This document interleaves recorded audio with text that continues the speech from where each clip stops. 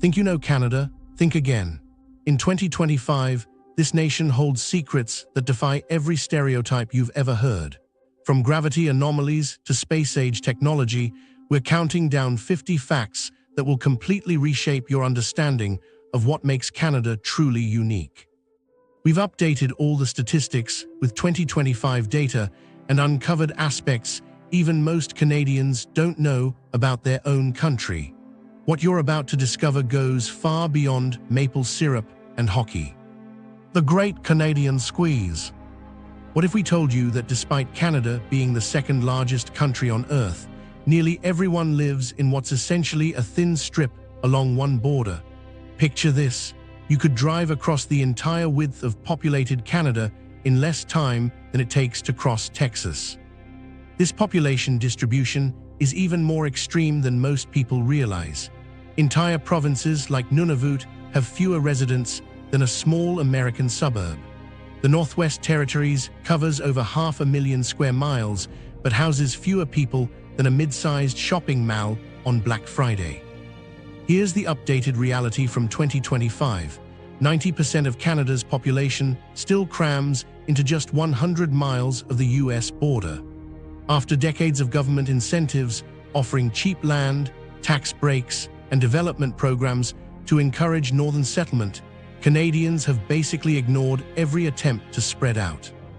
The Canadian Shield and permafrost create an almost impenetrable barrier to development. This ancient geological formation makes laying pipes, building foundations, and creating basic infrastructure incredibly expensive and technically challenging. The permafrost shifts and buckles, destroying roads and buildings. This narrow populated strip measures smaller than many individual US states, but somehow manages to hold an entire nation of nearly 40 million people.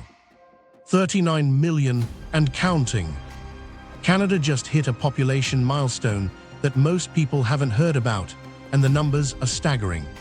While European countries struggle with declining birth rates and aging populations, Canada is experiencing something completely different. Most developed nations are barely maintaining their current population levels. Japan loses around 400,000 people annually. Germany's population would shrink without immigration.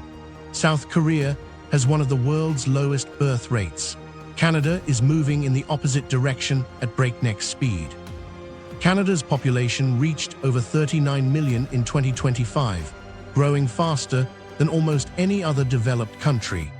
The growth rate hit 3.2% annually, which puts Canada ahead of countries like Australia and the United States in terms of population expansion. Immigration policies are driving this unprecedented growth. Canada's express entry system processes skilled workers faster than ever before. The provincial nominee program allows provinces to select immigrants based on local labor needs. International students are converting to permanent residence at record rates. This rapid expansion is putting serious strain on housing and infrastructure in major cities. Toronto and Vancouver are experiencing housing shortages that push prices beyond what most families can afford. Current projections show Canada could hit 50 million by 2040 if these trends continue. The world's water vault. What happens when the world's most essential resource becomes dangerously scarce? Countries across the Middle East, North Africa, and South Asia are already facing severe water shortages, with major cities coming close to running dry. This is where Canada's immense, quiet power becomes clear. The country controls a staggering 20% of the world's entire freshwater supply. This incredible wealth isn't just in one place, it's distributed across the nation. A significant portion is stored in the Great Lakes, which contain enough water to cover all of North America in 1 foot of liquid. The rest flows through massive river systems like the Mackenzie and St. Lawrence and sits in an extensive network of other lakes carved by glaciers. This water wealth has significant geopolitical implications, effectively giving Canada a monopoly on a resource more precious than oil. Political debates have simmered for years over potential bulk water exports to the United States. As climate change accelerates droughts and desertification elsewhere, Canada's secure, abundant water becomes an even more critical and valuable global asset. More lakes than logic. It's one thing to control a fifth of the world's freshwater, but it's another to claim you possess more individual lakes than the rest of the planet combined. Think about that for a moment. How many lakes could a single country possibly contain? 500,000, maybe 1 million at the absolute most. The real number is difficult to comprehend. Canada has more than 2 million lakes, which is a higher count than every other nation on Earth put together.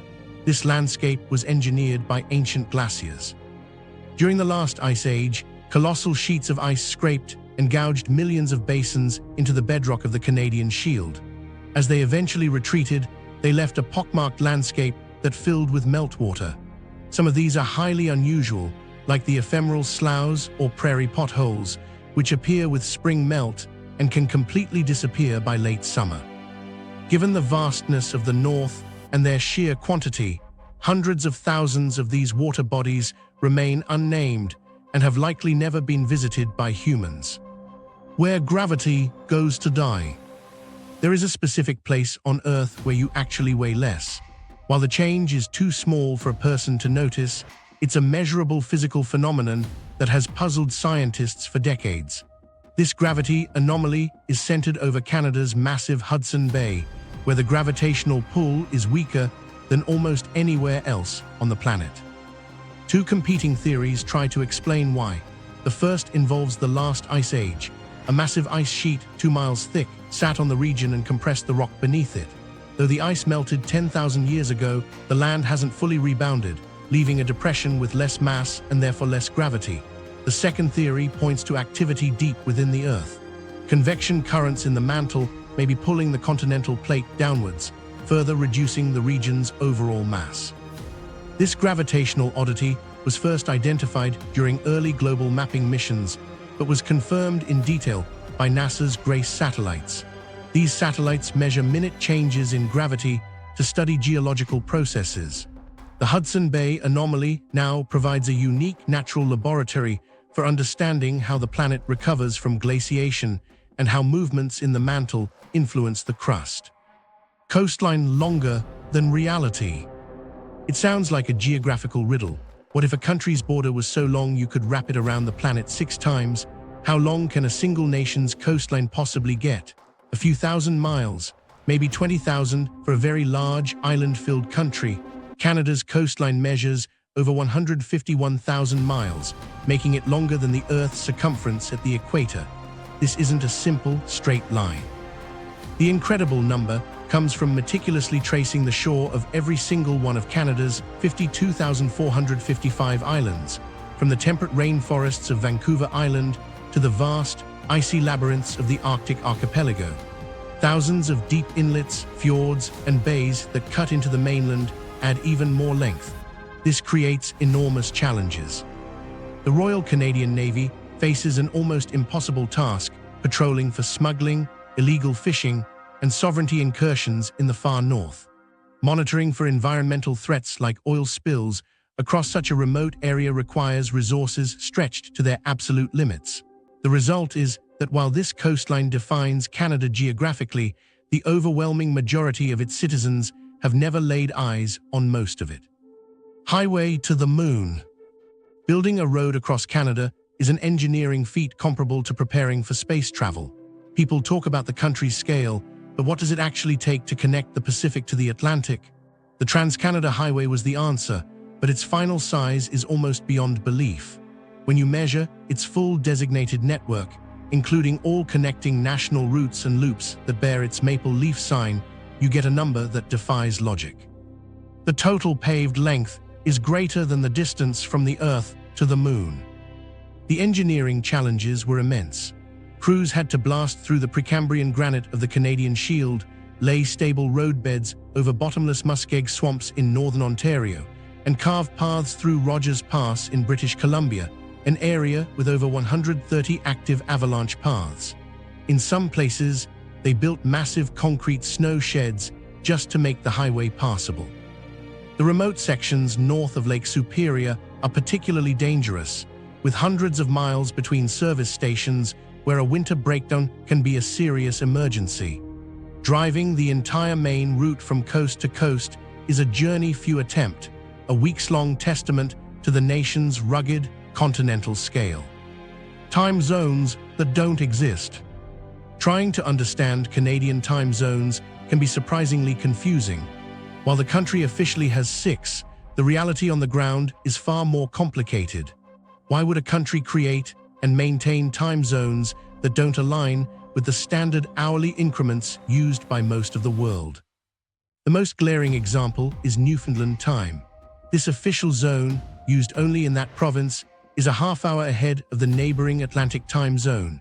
A smaller portion of Quebec's North Shore also officially observes Atlantic time, ignoring the rest of the province. These arrangements create constant scheduling problems. National TV shows starting on the hour begin at the half-hour mark there. Arranging a business call requires double-checking to account for a 30-minute differential that causes frequent mix-ups.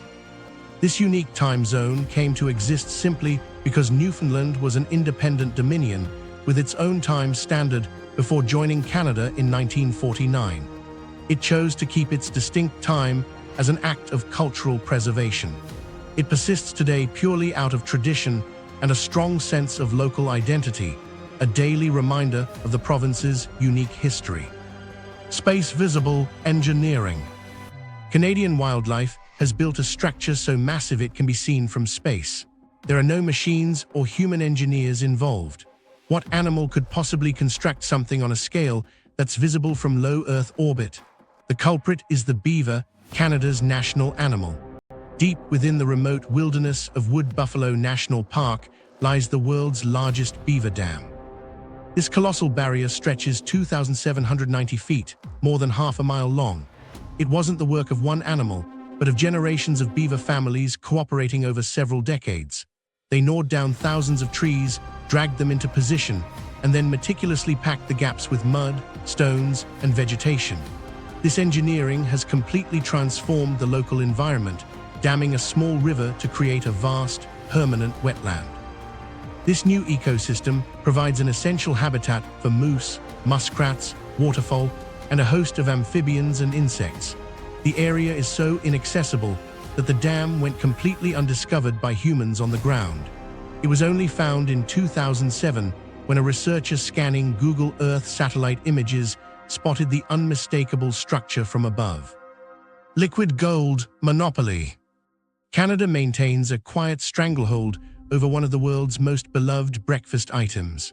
The global supply chain for authentic maple syrup is incredibly fragile, as it relies almost entirely on the output of this one nation. A single bad season can cause price spikes and shortages around the world. The country produces 71% of all maple syrup on the planet, giving it a near monopoly status. This dominance becomes even more pronounced when you look within Canada, as the province of Quebec is responsible for over 90% of the nation's total output. The industry generates over $500 million annually and is deeply woven into the cultural fabric, with springtime visits to rural sugar shacks for maple-drenched meals being a cherished tradition. However, this entire sweet empire is threatened. Climate change is causing shorter, warmer winters. Sugar maples require a specific cycle of freezing nights and warmer days for the sap to flow properly.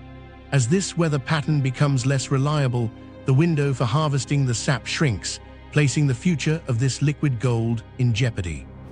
Twice invaded, twice victorious. The relationship between Canada and the US is famously peaceful, defined by the world's longest undefended border. But this modern friendship obscures a turbulent history of open warfare. It seems unthinkable today, but these now friendly neighbors once fought intense battles for control of the continent. In fact, the United States has invaded Canada twice, and both attempts ended in failure. The first invasion occurred in 1775 during the American Revolution. The Continental Army pushed into Quebec, hoping to rally French Canadians to their cause, but the campaign collapsed after a failed assault on Quebec City. The second and more famous series of attempts happened during the War of 1812. American forces launched multiple attacks across the frontier, yet were consistently beaten back by a mix of British troops, Canadian militia, and their Indigenous allies. These defeats had a profound effect, forcing the diverse colonies of British North America to unite against a common enemy.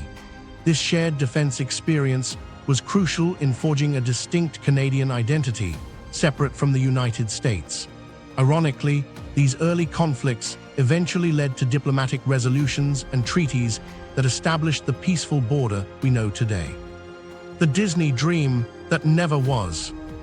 Canada's most famous theme park, Canada's Wonderland, was never meant to exist in its current form.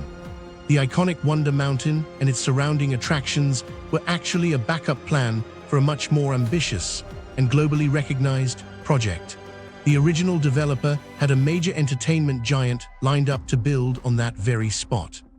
The site was slated to become Disneyland Toronto.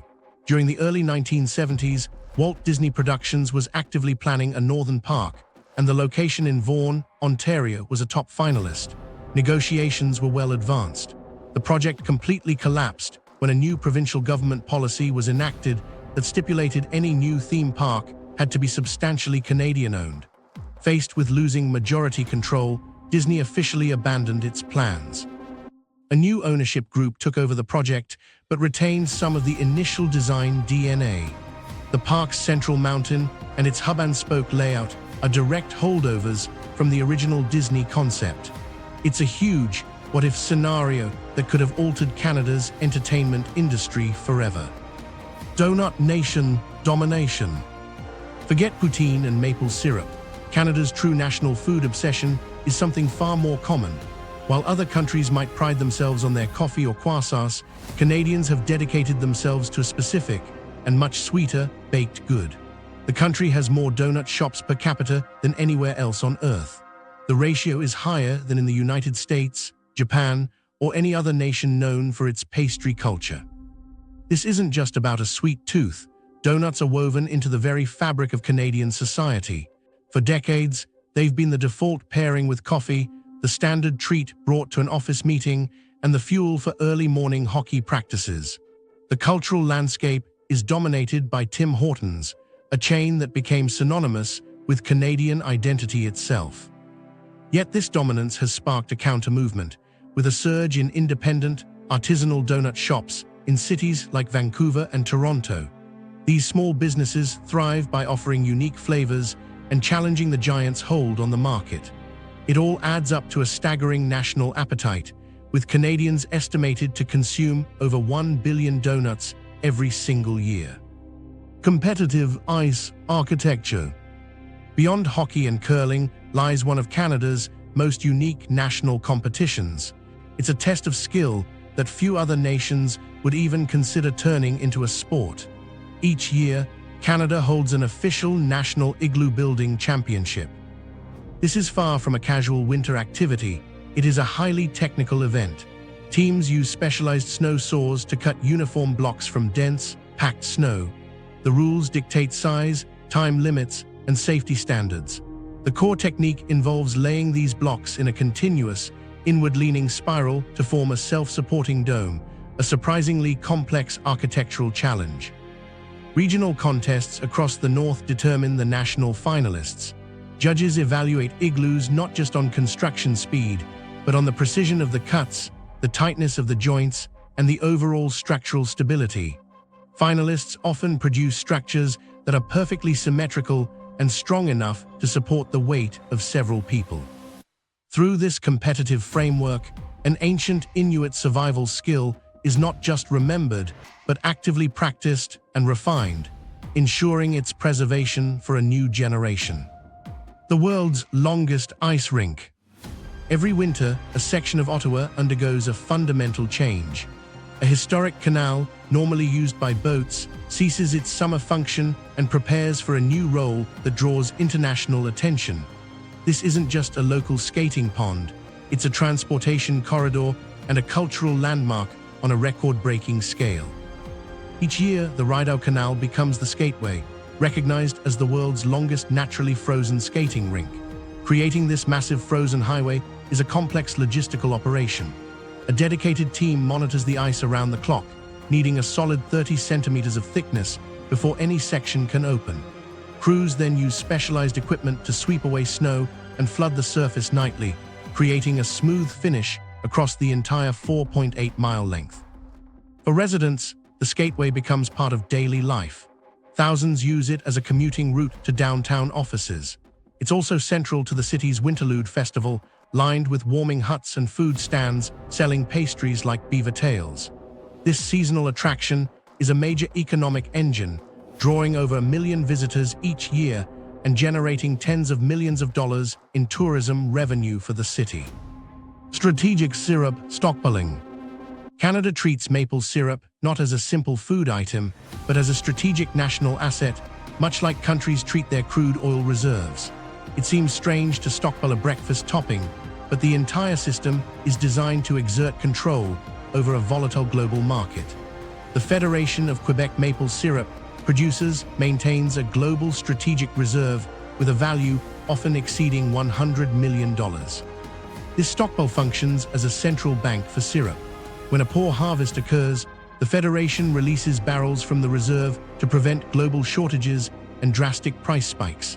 In years with a surplus, it buys up excess syrup to add to the inventory.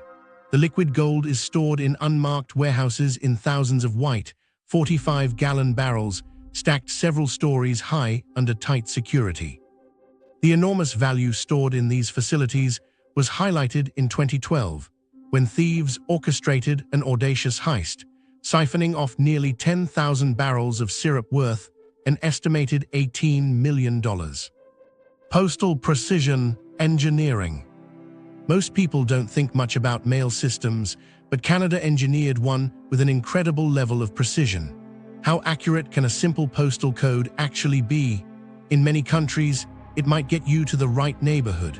In Canada, a postal code is so accurate, it can pinpoint an address down to one side of a single city block. The system works using a 6-character alphanumeric format: letter, number, letter, space, number, letter, number. The first 3 characters, known as the forward sortation area, define a specific geographic district by directing mail to a central sorting facility.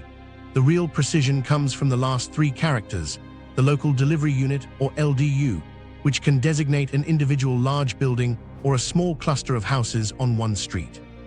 This accuracy has practical applications far beyond delivering letters. Emergency services use postal codes for rapidly pinpointing dispatch locations, saving critical time. Insurance companies rely on them for precise risk assessments based on floodplains or local crime data. Compared to systems like the 5-digit US zip code, which can cover an entire town or large urban area with thousands of addresses, the Canadian method offers a level of granularity that makes it a powerful logistical and data analysis tool. Polar bear capital of the world. Canada is the primary territory for the world's largest land carnivore. This creates constant tension in northern communities where human-polar bear interactions are not a rare occurrence, but a fact of daily life. More than 15,000 of the world's estimated 25,000 polar bears live within Canada's borders, meaning the nation is home to over 60% of the global population. This reality is most evident in the small town of Churchill, Manitoba. Each autumn, hundreds of bears pass through the area as they congregate on the shores of Hudson Bay, waiting for the sea ice to form so they can begin their seal hunt. Living alongside these predators requires unique safety measures. Residents famously leave their car doors unlocked in case someone needs to make a quick escape.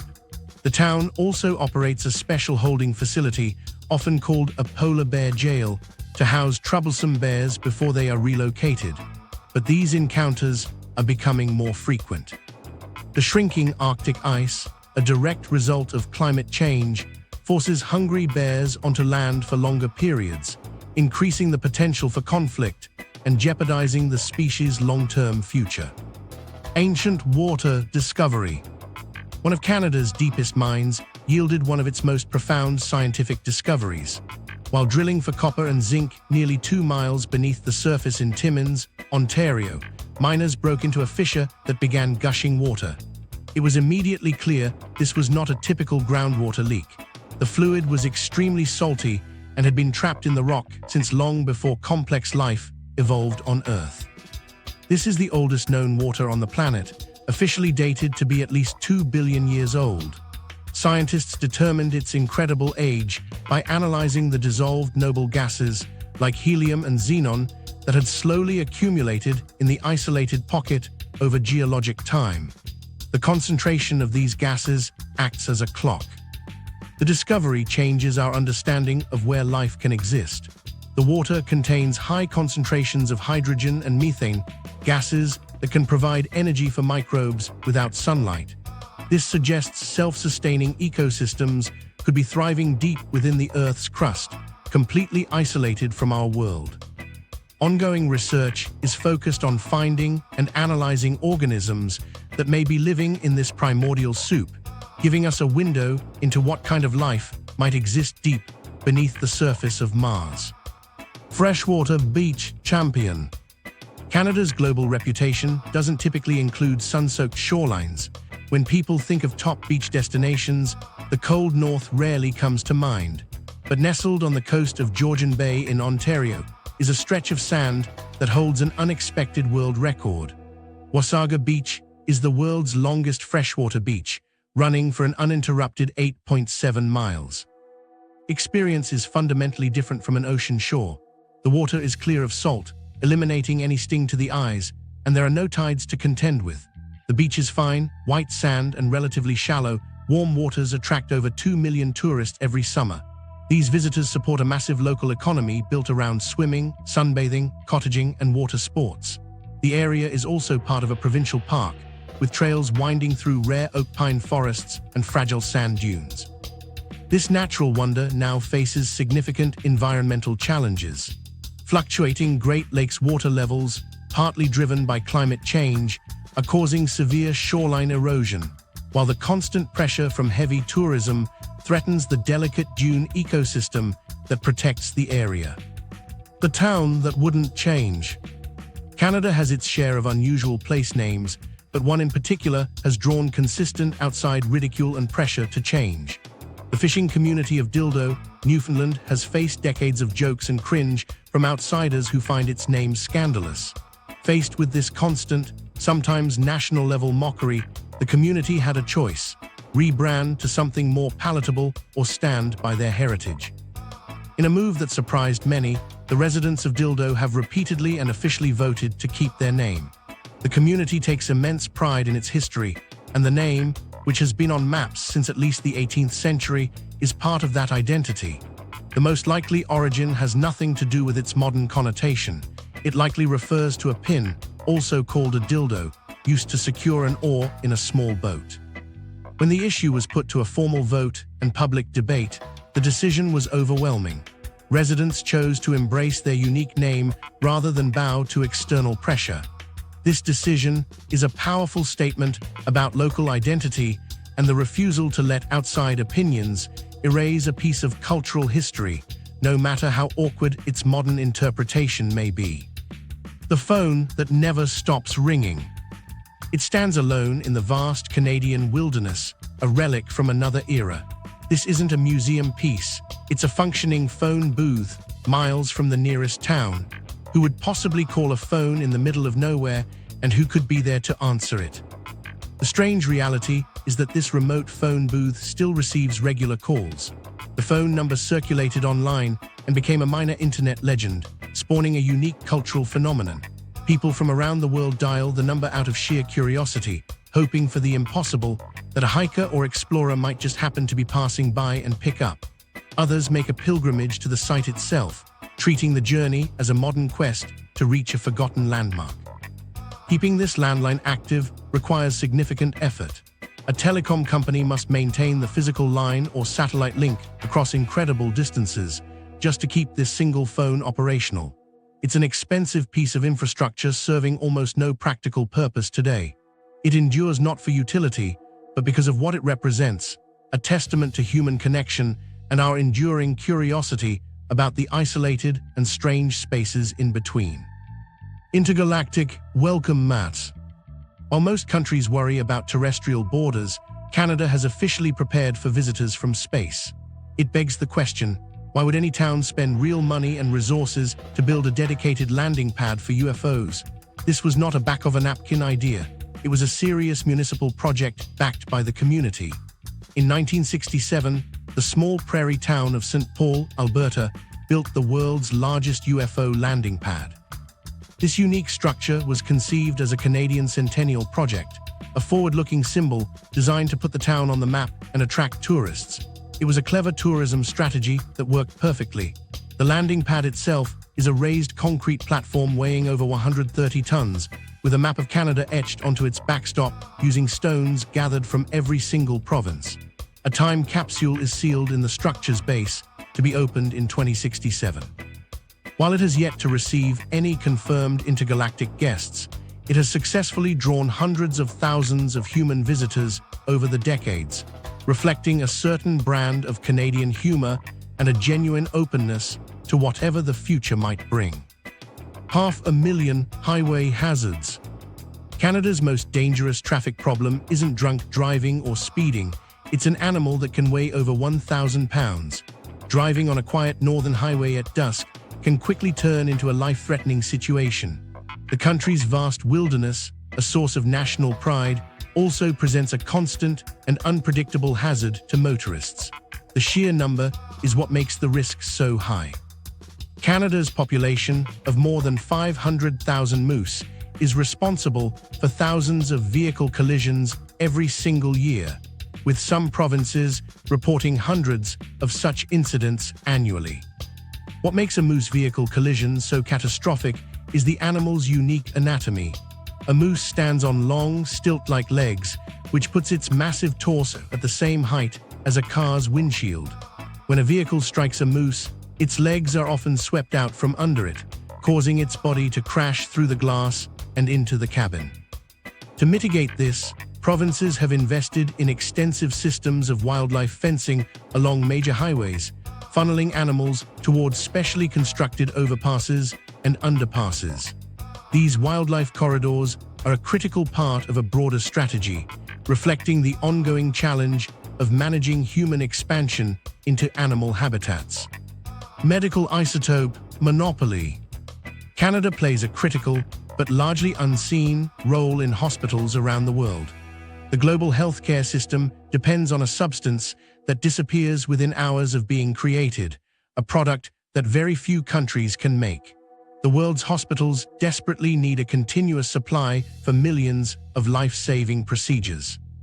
That product is a medical isotope, and Canada's nuclear reactors produce up to 80% of the global supply.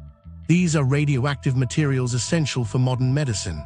Isotopes like technetium-99m and cobalt-60 are the backbone of nuclear imaging, allowing doctors to perform PET scans to diagnose cancer, heart disease, and neurological disorders. They are also used to sterilize medical equipment and in targeted radiation therapy. These isotopes are created inside specialized nuclear reactors by bombarding target materials with neutrons.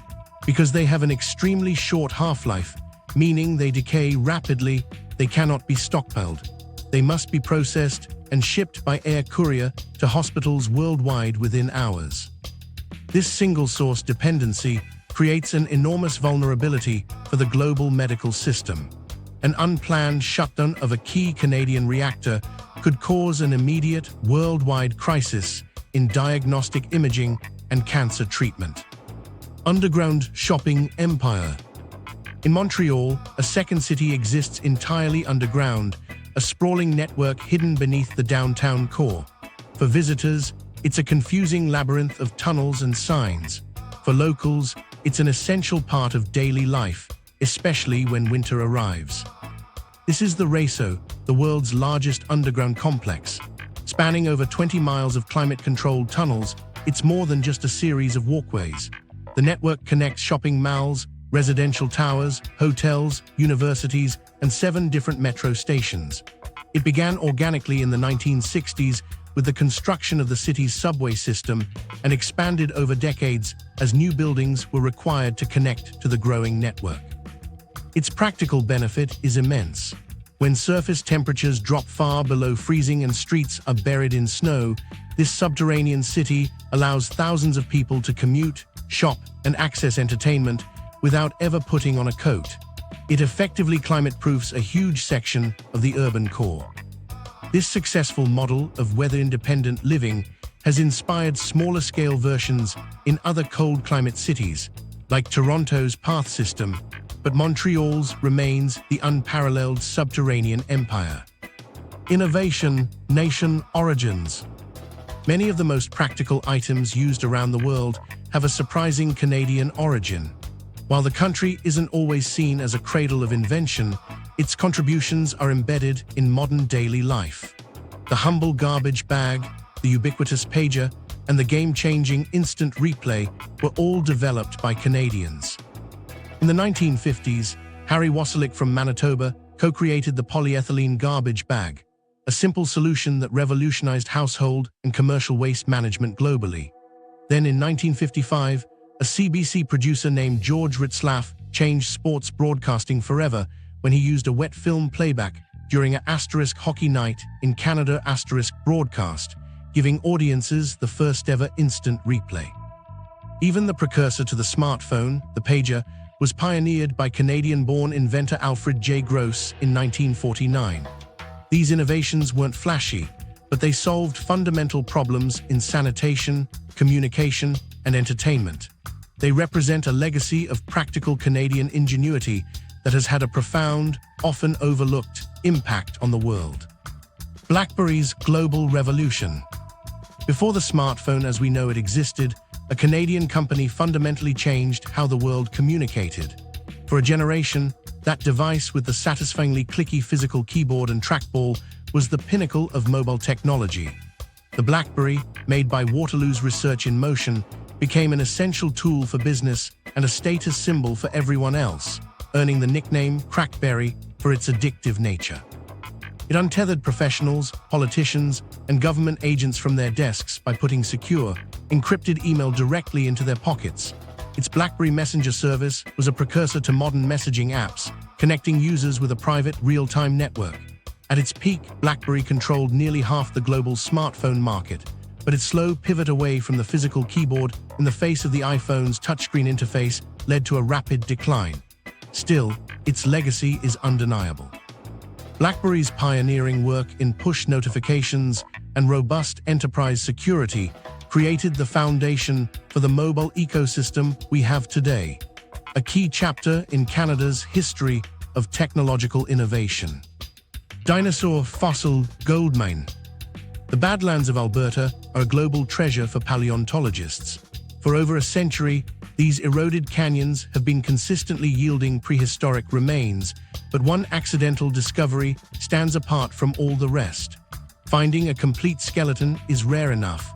Finding a fossil with its soft tissues intact is a once-in-a-generation event. In 2011, an industrial excavator at an oil sands mine hit something far more valuable than bitumen. It was the world's best-preserved armored dinosaur, a new species later named boreal *. This wasn't just a collection of bones. It was a 2,500-pound dinosaur mummy, petrified in 3 dimensions, complete with its fossilized skin, keratin sheaths on its horns, and body armor locked in its life position. The fossil was so pristine that scientists could study its skin for signs of predatory camouflage, and even found the plant matter from its last meal still preserved in its stomach. This single specimen is the crown jewel in Alberta's rich fossil beds, which include Dinosaur Provincial Park, a site where skeletons are so plentiful they practically litter the ground. These finds paint a vivid picture of prehistoric Canada as a lush, subtropical coastal plain. Desert in the Great White North. The image of Canada is one of sprawling forests and frozen tundra. The idea of a sun-scorched, arid landscape seems completely out of place within its borders. It's a geographical contradiction that defies the country's entire reputation for cold weather. Yet near the town of Osuz in British Columbia's Okanagan Valley, Canada is home to its own true pocket desert, complete with prickly pear cacti, scorpions, and venomous rattlesnakes. This biome exists because of a powerful rain-shadow effect. The towering Cascade and Coast Mountain ranges to the west block nearly all incoming moisture from the Pacific Ocean, forcing clouds to drop their rain long before they reach the valley.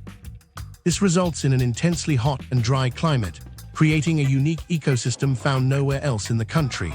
It supports over 100 rare plant species and 300 rare invertebrate species, many of which are at the northernmost edge of their natural range. This fragile environment and its unusual inhabitants are now a major focus for conservation groups, as pressures from agriculture, vineyards, and population growth threaten its survival. Tidal extremes beyond belief. On Canada's east coast, the ocean doesn't just rise and fall, it empties and fills on an unbelievable scale. Every 12 hours, over 160 billion tons of seawater, more than the combined flow of all the world's freshwater rivers, rushes in and out of the Bay of Fundy. This phenomenon creates the highest tides in the world, with a vertical difference that can exceed 53 feet, the height of a 5-story building. The science behind this is a process called tidal resonance.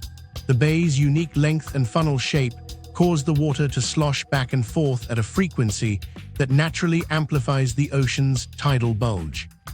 This extreme cycle dictates life in the region. Fishing boats sit on the muddy ocean floor at low tide, only to float high above hours later.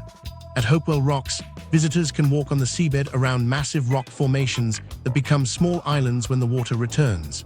This powerful, predictable flow also makes the Bay of Fundy a prime location for generating tidal power, a clean energy source with immense environmental and economic significance for the area.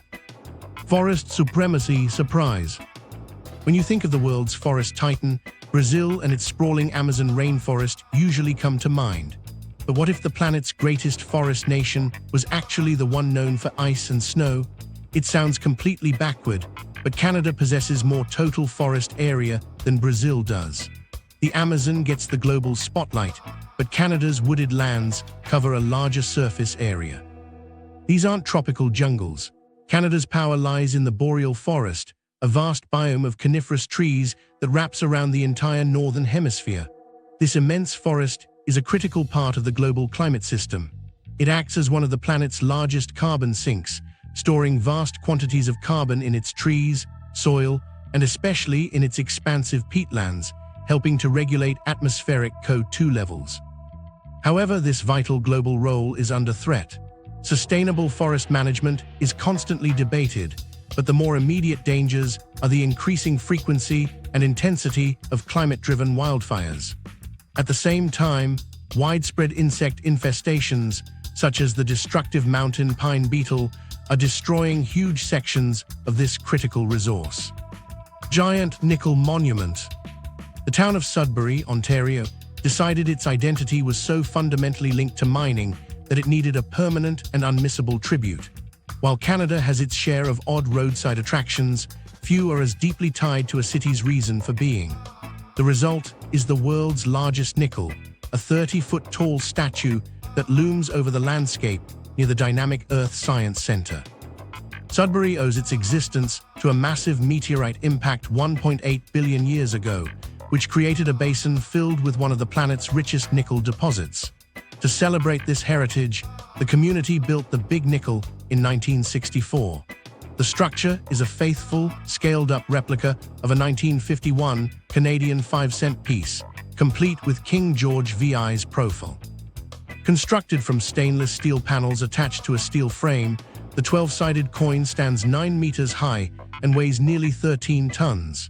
It was built as a centennial project and immediately became a landmark. This monument is a direct nod to the industry that created the city and stands as a powerful symbol of local identity and Canada's mining pride. Immigration, nation leadership. In 2025, Canada officially solidified its strategy of aggressive population growth through immigration, setting targets that few other developed nations would even consider. While most wealthy countries face aging populations, their political debates often focus on limiting new arrivals. Japan has historically low immigration, and many European nations face intense public pressure to tighten their borders. But Canada has deliberately chosen the opposite path, embracing immigration as a primary economic tool. As a result, Canada's 2025 immigration rate, measured as immigrants per capita, now leads all other G7 nations by a significant margin. This isn't accidental. It's the result of a deliberate government plan to welcome close to 500,000 permanent residents annually. Systems like Express Entry prioritize skilled workers to fill targeted labor shortages in specific sectors, while provincial nominee programs give regions the power to select immigrants based on their own unique economic needs and community goals. The explicit goal is to counteract Canada's own aging workforce and stimulate long-term economic activity. This rapid influx is also accelerating cultural diversification in both large cities and smaller towns, while adding further pressure on services and the already critical housing market. This policy trajectory ensures that Canada's multicultural makeup will continue to deepen significantly over the coming decades. Vanishing Voices Crisis. Beneath Canada's image of a bilingual nation, a linguistic tragedy is quietly playing out. This is not a historical footnote. It is a present-day crisis where unique forms of human expression are flickering out of existence. The loss of these languages represents an irreversible erasure of knowledge, culture, and history. Canada was once home to an incredible diversity of languages, with some accounts identifying over 1,000 distinct Indigenous languages and major dialects. Today, a staggering number of these are endangered, with many having only a handful of elderly fluent speakers left. The primary cause of this extinction event was policy. The residential school system systematically punished generations of Indigenous children for speaking their native tongues, breaking the chain of linguistic transmission. This forced assimilation, combined with the social and economic dominance of English and French, created a situation where many languages simply could not survive. Intense preservation efforts are now underway. Communities are establishing language nest immersion programs for young children, and universities are working to document sounds and grammar before the last speakers are gone. These revitalization programs are a race against time, because when these languages disappear, they take with them entire worldviews and unique ways of understanding the human experience. Silicon Valley North. Canada's emergence as a global tech powerhouse is centered on deep expertise in one specific field: artificial intelligence. The current wave of AI innovation is built on principles largely developed within Canadian institutions. As a result, the country's primary research centers now directly rival Silicon Valley's in terms of influence and talent. This ecosystem was deliberately cultivated around academic hubs like the Vector Institute in Toronto, Mila in Montreal, and AMI in Edmonton. These centers attracted top minds who focused on deep learning before it was a global buzzword. Major breakthroughs in neural networks and reinforcement learning originated here, spawning influential startups and compelling global tech giants to establish major AI labs within these cities.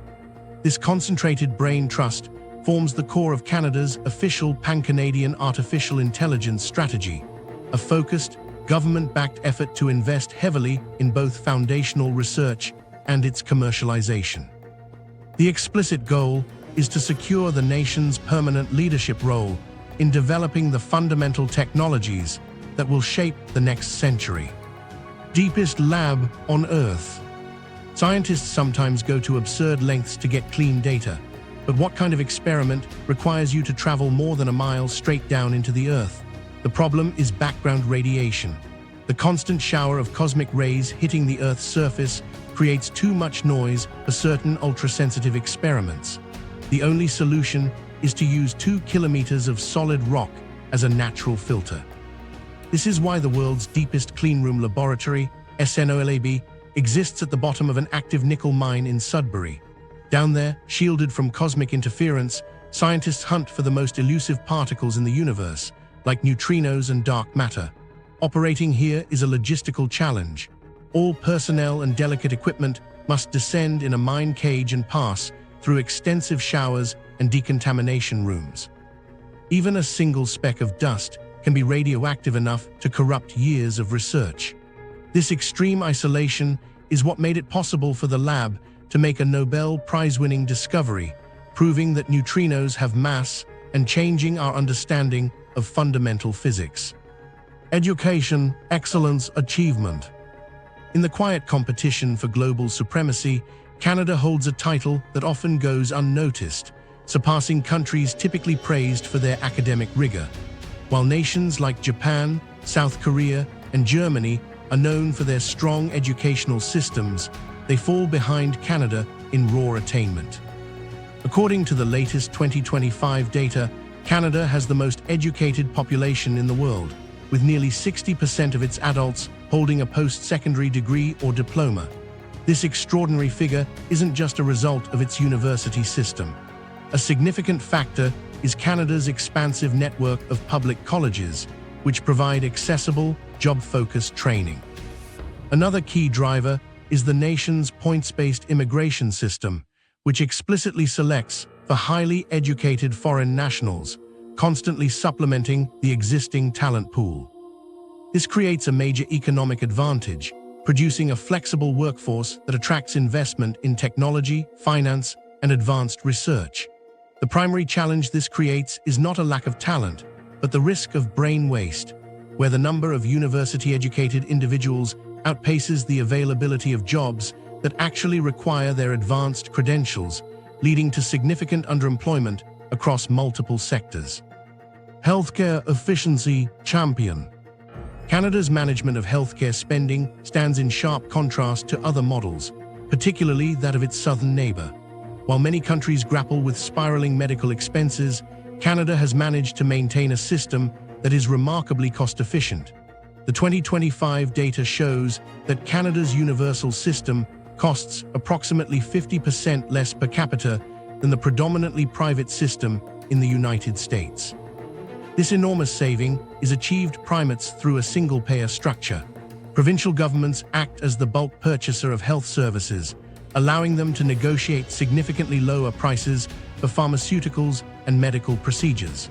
The model also streamlines administration, eliminating the costly overhead associated with multiple private insurance companies, complex billing codes, and marketing budgets.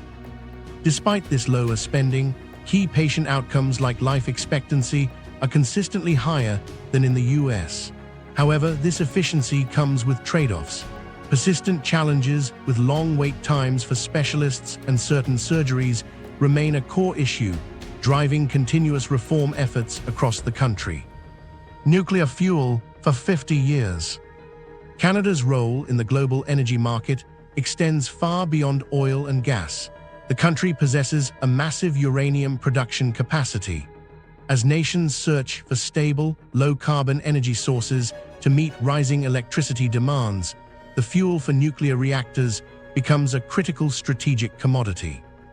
Based on current consumption rates, Canada's known uranium reserves are so vast they contain enough raw material to power the entire planet's existing fleet of nuclear reactors for half a century. This production is almost entirely centered in northern Saskatchewan's Athabasca Basin, which holds the highest-grade uranium deposits ever discovered. These mines make Canada a top-tier global supplier.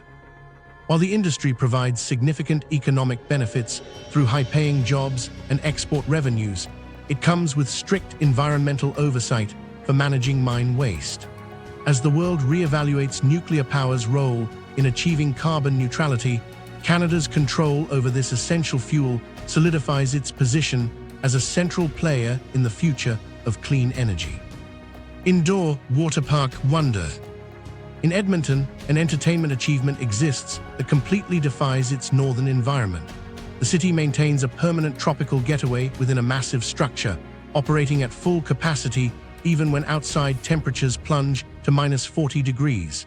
Inside the West Edmonton Mall is World Water Park, which has held the title of the world's largest indoor water park for decades. Building this was an immense engineering challenge. A huge transparent roof spans 5 acres without any interior support columns, all while being designed to bear the weight of heavy winter snow. The complex climate control system constantly battles intense humidity and maintains a balmy 31 degrees Celsius temperature. Inside, the park contains the world's largest indoor wave pool, a network of over 17 unique water slides, including the near-vertical cyclone, and even a zipline that flies over the entire complex. This single attraction is a powerful economic engine for Alberta, drawing millions of visitors annually. It provides a crucial all-season destination for the prairies and anchors one of the most visited malls in North America. It essentially makes a landlocked city a beach destination. Carbon time bomb underground. Beneath Canada's northern landscapes lies a massive, hidden climate threat. This isn't theoretical, it's a frozen vault holding an enormous quantity of organic material. The urgency is acute because the Arctic is warming at 3 to 4 times the global average, and this permanently frozen ground is starting to thaw. The sheer scale is difficult to comprehend. Canada's vast permafrost contains an estimated 1,500 gigatons of carbon, roughly twice as much as the entire Earth's atmosphere currently holds. As this ground melts, microbes awaken and begin to decompose the long-frozen plant and animal matter. This process releases huge amounts of carbon dioxide and, more alarmingly, methane, a greenhouse gas over 25 times more potent than CO2. This creates a dangerous feedback loop where released gases accelerate further warming, which melts more permafrost. Researchers operate monitoring stations across the north, using ground sensors and satellite data to track the thaw's progression. The implications are not just local. This release represents a potential planetary tipping point, capable of dramatically accelerating climate change for the entire world. Lake density champion. We already established that Canada has more individual lakes than the rest of the world combined, but the sheer concentration is what truly defies scale. Countries like Sweden and Finland are famous for their lake-heavy landscapes, but their water coverage pales in comparison. Officially, Canada has the highest lake density of any nation, with freshwater covering an astonishing 8.9% of its total surface area. This aquatic landscape is a direct legacy of glacial activity. As massive ice sheets scraped across the Canadian Shield, they obstructed old river channels and carved a chaotic new drainage pattern, leaving millions of kettles and basins in their wake. Ecologically, these water bodies are crucial nurseries for freshwater fish and vital stopover points for migratory birds. Economically, they fuel a multi-billion-dollar industry built around fishing lodges, remote fly-in camps, and cottage rentals. However, managing this resource is a monumental task. The vast number of interconnected systems makes them vulnerable to widespread pollution and invasive species, presenting a constant challenge for conservation authorities. Robotic arm revolution. Canada made its mark on space exploration not by building rockets, but by solving one of the most complex challenges of working in orbit. This technological achievement became one of the most recognizable pieces of equipment in the history of human spaceflight. The Canadian Space Agency contributed the robotic arm, a technology that became essential for both the Space Shuttle fleet and the International Space Station. The original Canadarm was a 50-foot remote-controlled arm capable of deploying and retrieving satellites. Its successor, the more advanced Canadarm2 on the ISS, can move end over end like an inchworm to reach different parts of the station. This system provides the strength and precision needed for delicate orbital tasks that are impossible for astronauts alone. Its role was fundamental. The arm was the primary tool for building the ISS, moving huge modules and truss segments into place. It captures and berths unpiloted cargo vehicles like SpaceX's Dragon capsule and assists astronauts during spacewalks, acting as a mobile work platform. This technological lineage continues with Canadarm3, being developed for NASA's Lunar Gateway, cementing Canada's ongoing, critical role in exploring beyond Earth. Giant beaver tribute. Canada has a national obsession with oversized roadside attractions. It appears to be an unwritten rule that if a town has a claim to fame, no matter how small, it must build a giant version of it. This uniquely Canadian habit gives us yet another massive animal monument worthy of the list. The town of Beaver Lodge, Alberta, is home to the world's largest beaver, a 15-foot-tall statue perched on a massive log. This isn't a random choice. The beaver is a central figure in Canadian history. The nation's early colonial economy was built almost entirely on the fur trade, with beaver pelts functioning as a de facto currency for centuries. This engineering rodent is now an official national symbol. Built to celebrate the town's 75th anniversary in 2004, the 3,000-pound fiberglass and steel structure was a community-driven project. It's a literal interpretation of the town's name and a source of immense local pride. These monuments, found in small towns across the country, serve as much more than just tourist photo opportunities. They are tangible markers of local identity, celebrating the specific histories that make up the whole of the nation. Cannabis dispensary domination.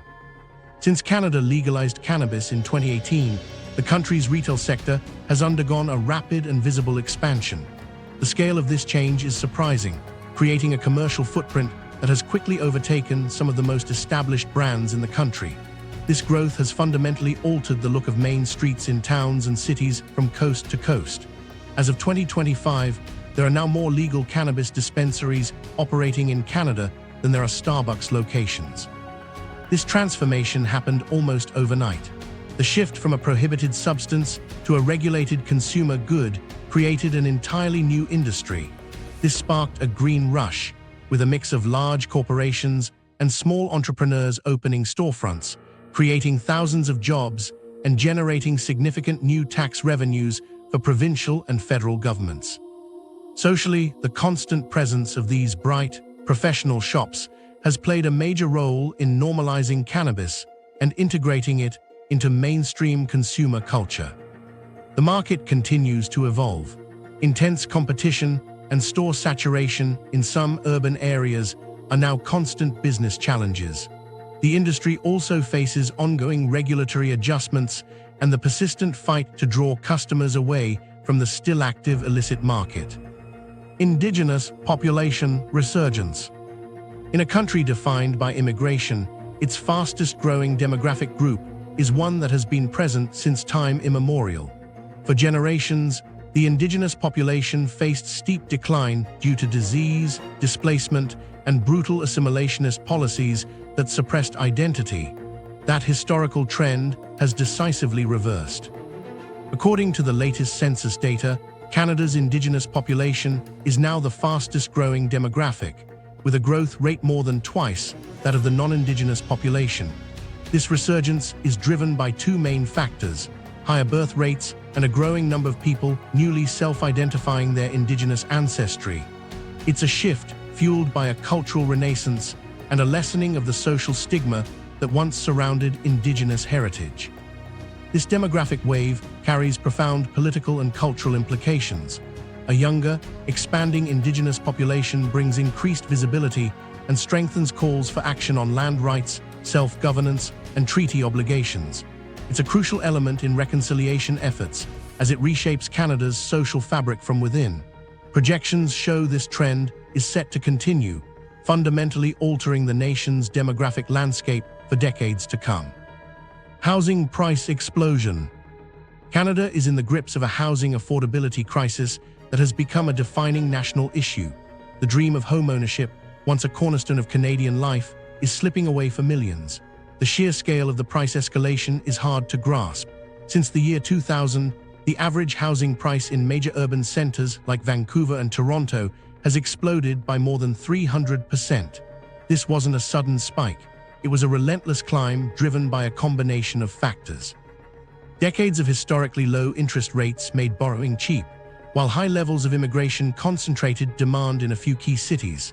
Simultaneously, a chronic shortage of new housing supply, hampered by strict zoning laws and slow development approvals, meant there weren't enough homes to go around. The impact is profound, forcing younger generations into permanent renting and pushing families to smaller towns far from their jobs.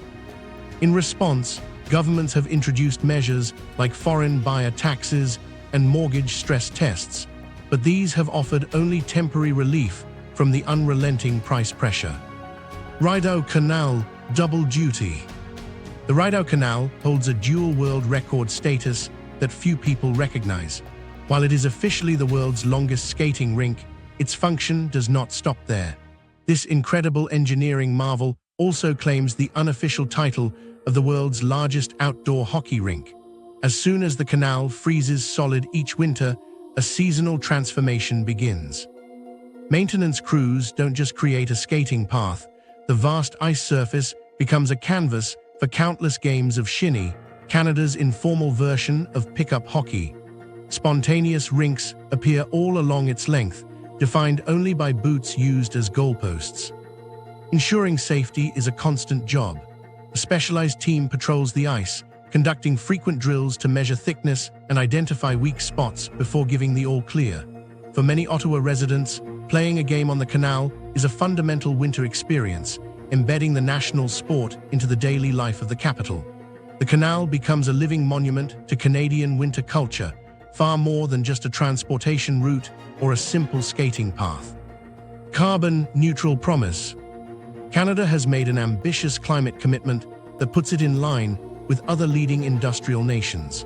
As global efforts intensify to meet the targets set by the Paris Agreement, countries are legally binding themselves to drastic emissions reductions. According to its updated 2025 climate plans, Canada has formally committed to achieving carbon neutrality by the year 2050. This goal requires a complete overhaul of the nation's economy.